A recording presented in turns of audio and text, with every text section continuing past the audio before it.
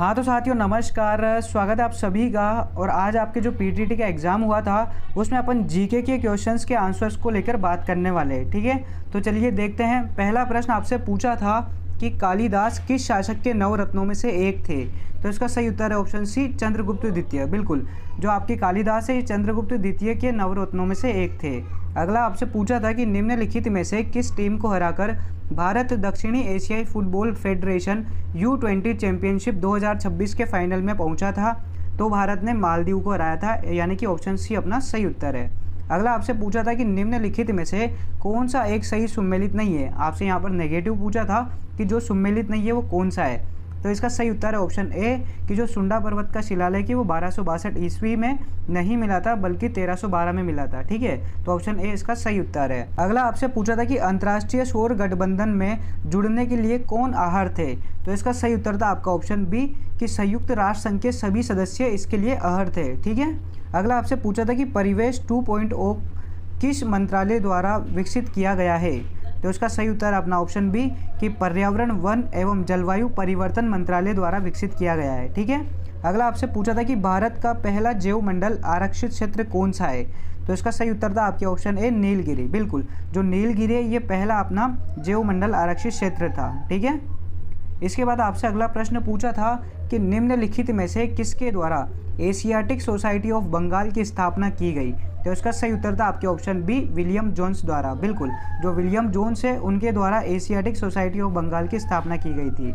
अगला आपसे पूछा था कि निम्नलिखित में से कौन सा सही सुमेलित नहीं है। देखो फिर से नेगेटिव पूछा था और इसका सही उत्तर है ऑप्शन डी कि जो मोहिनी अट्टम है ये महाराष्ट्र का नहीं है, ये बल्कि केरल का है। कहाँ का है? केरल का, ठीक है। अगला आपसे पूछा था कि खेजड़ली मेला किससे संबंधित है।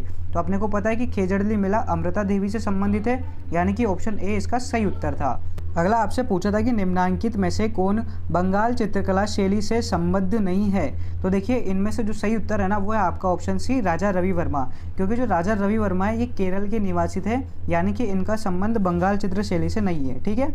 अगला आपसे पूछा था कि डॉक्टर भूपेन हजारिका के संबंध में निम्नलिखित में से कौन सा कथन सही नहीं है। देखो यहाँ पे नेगेटिव पूछा था कि कौन सा सही नहीं है। तो इसका सही उत्तर है ऑप्शन सी कि उन्हें 2012 में भारत रत्न से नवाजा गया है। ये गलत है। जो आपके डॉक्टर भूपेन हजारिका है इन्हें 2019 में भारत रत्न दिया गया था, ठीक है। तो ऑप्शन सी अपना सही उत्तर है।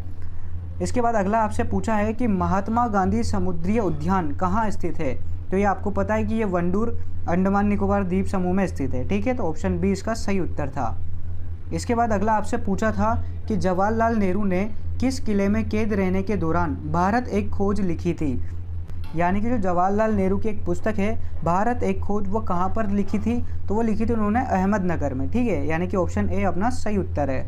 अगला आपसे पूछा था कि मौर्य सम्राट अशोक द्वारा न्याय प्रशासन के लिए किसे नियुक्त किया गया था। तो आपके मौर्य सम्राट अशोक ने नियुक्त किया था रज्जुक को। किसको किया था? रज्जुक को। तो ऑप्शन बी इसका सही उत्तर है। अगला आपसे पूछा था कि राजस्थान उच्च न्यायालय का उद्घाटन कब हुआ था। तो देखिए आपके राजस्थान उच्च न्यायालय का उद्घाटन होता है 29 अगस्त 1949 को, यानी कि ऑप्शन बी अपना सही उत्तर है। अगला आपसे पूछा था कि 1857 के विद्रोह के केंद्र और उसके प्रमुख नेता के त्रुटिपूर्ण युग्म को पहचानिए।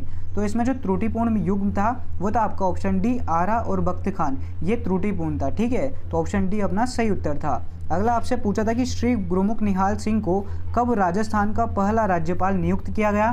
तो इसका सही उत्तर है ऑप्शन सी, 25 अक्टूबर 1956 को। बिल्कुल, श्री गुरुमुख निहाल सिंह को 25 अक्टूबर 1956 को नियुक्त कर दिया गया था। और बात करें इन्होंने पद कब ग्रहण किया, तो 1 नवंबर 1956 को, ठीक है। अच्छे से लेकर इसको याद रखना है, यहीं पर आप कंफ्यूज हुए होंगे। अगला आपसे पूछा था कि निम्नांकित में से कौन सा युग्म सुमेलित नहीं है। देखो फिर से नेगेटिव पूछा है, कौन सा सुमेलित नहीं है। तो इसका सही उत्तर है ऑप्शन डी कि जो मोहम्मदन एंग्लो ओरिएंटल कॉलेज की स्थापना है ये 1930 में हुई थी। ये गलत बात है, ठीक है। अगला आपसे पूछा है हड़प्पा संस्कृति के समुद्र तटीय नगर को पहचानिए। तो इसका सही उत्तर आपके ऑप्शन बी था, सुरकोदड़ा, ठीक है। अगला आपसे पूछा था कि निम्नलिखित पुस्तकों में से कौन सी पुस्तक डॉक्टर भीमराव अंबेडकर द्वारा नहीं लिखी गई। यानी कि 3 भीमराव अंबेडकर जी की है और एक नहीं है, वो कौन सी है। तो वो है आपकी गुलामगिरी। बिल्कुल, ऑप्शन डी इसका सही उत्तर है। जो गुलामगिरी है ये ज्योतिबा फुले की है, ठीक है। अगला आपसे पूछा था कि भारत या बंगाल में निम्नांकित गवर्नर जनरलों में से कौन सहायक संधियों की व्यवस्था का प्रतिपादक था? तो इसका सही उत्तर अपना ऑप्शन बी डॉक्टर वेलेजली। यहाँ पर वेलेस्ली लिखा हुआ है, बल्कि उसका नाम वेलेजली था। ठीक है। अगला प्रश्न आपसे पूछा था कि सूची 1 को सूची 2 के साथ सुमेलित कीजिए तथा नीचे दिए गए कूट की सहायता से सही उत्तर दीजिए। तो आपके इस प्रश्न का सही उत्तर था ऑप्शन ए, क्योंकि जो क्षोभ मंडल होता है इसमें मौसमी घटनाएं पाई जाती है, समताप मंडल में आपके ओजोन गैस की परत पाई जाती है, और बाह्य वायुमंडल में आपके हाइड्रोजन का तैरना पाया जाता है, और बहिर्मंडल में आपके रेडियो संचार के लिए उत्तरदायी होता है। ठीक है, तो ऑप्शन ए आपका सही उत्तर था। अगला आपसे पूछा था कि राजस्थान भूमि सुधार एवं जागीर पुनर्ग्रहण अधिनियम कब अस्तित्व में आया था?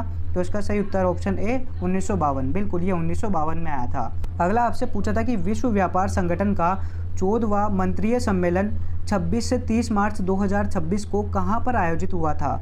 तो ये आपके कैमरून में आयोजित हुआ था। कहाँ पर हुआ था? कैमरून। बिल्कुल, ऑप्शन सी इसका सही उत्तर था।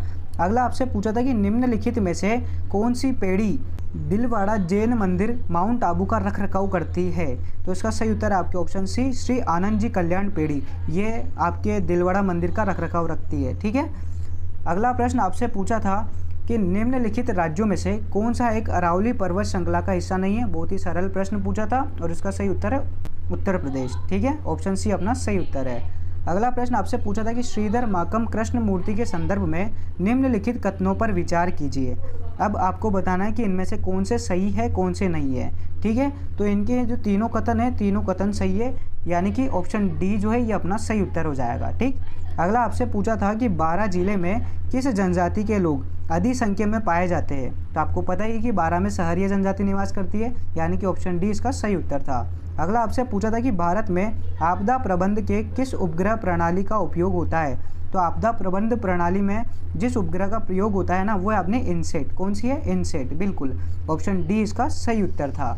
इसके बाद बात करें आपकी अगले प्रश्न की, तो अगला प्रश्न आपसे पूछा था कि 2026 में ईरान के खिलाफ संयुक्त राज्य अमेरिका और इजराइल द्वारा संयुक्त रूप से की गई सैन्य कार्रवाई का अभियान का क्या नाम था? तो इसका सही उत्तर है आपके ऑप्शन सी। ठीक है। अगला आपसे पूछा था कि जनगणना 2011 के शुभंकर कौन है? तो इसका शुभंकर है आपके उन्नति और शक्ति, यानी कि ऑप्शन ई सही उत्तर था।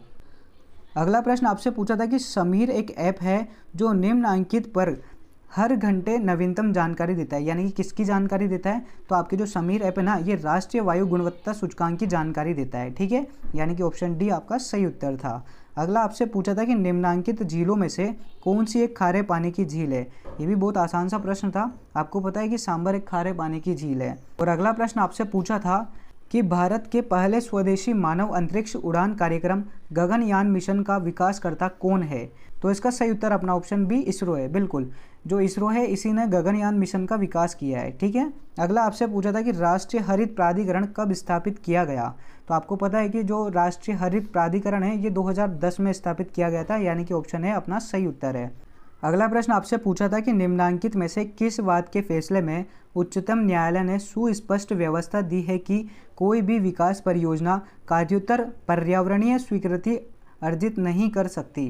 तो इसका सही उत्तर है आपके ऑप्शन ए वन शक्ति बनाम भारत संघ। इस केस में ये फैसला सुनाया गया था। ठीक है। अगला आपसे पूछा था कि कौन सा स्थल 2025 में भारत का 44वां यूनेस्को विश्व धरोहर स्थल बना? तो इसका सही उत्तर है ऑप्शन बी मराठा सैन्य स्थल। ठीक है। इसके बाद अगला प्रश्न आपसे पूछा है निम्नांकित में से कौन सी एक कृति विजयदान देथा द्वारा लिखित नहीं है? नेगेटिव पूछा था, तो इसका सही उत्तर है आपके ऑप्शन डी जोग संजोग। जो जोग संजोग है ये आपके विजयदान देता की नहीं है।